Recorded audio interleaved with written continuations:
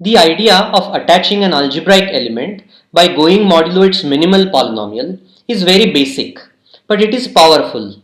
As an example, let's see how it helps us factor this special polynomial over Fp and how that contributes to understanding finite fields.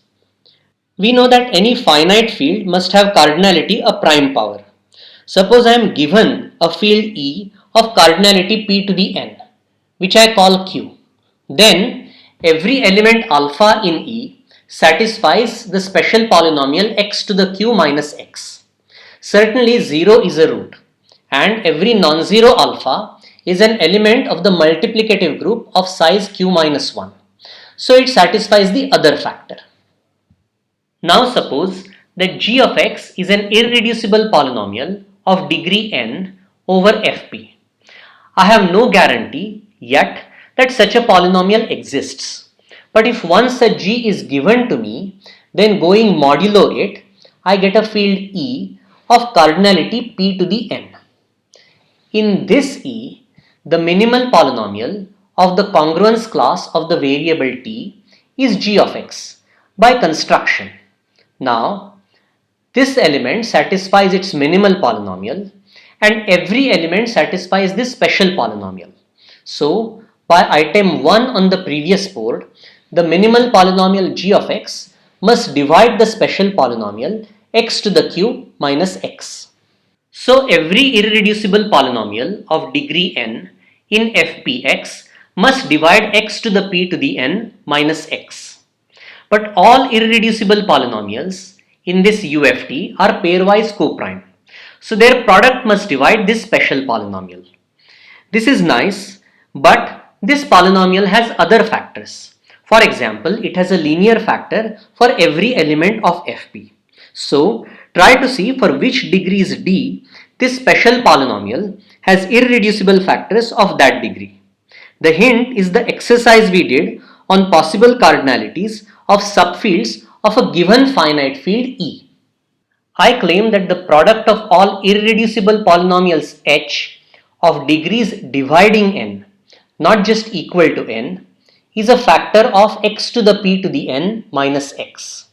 To prove this, first note that every such polynomial of degree d divides x to the p to the d minus x by what we proved earlier. Then I have given you a familiar hint.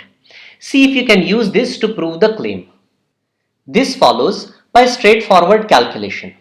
Suppose I have positive integers r and s with r dividing s. Then the polynomial x to the r minus 1 divides x to the s minus 1 over any ring. I use this twice. First for powers d and I substitute the value p for the variable x. Then I use the resulting numbers as powers. And finally, I multiply by x. Okay. Now, every irreducible polynomial h over fp of degree d divides this polynomial, which divides this polynomial because d divides n. So, every term in this product divides this special polynomial. But all of these are irreducible polynomials in this UFT and they are all distinct.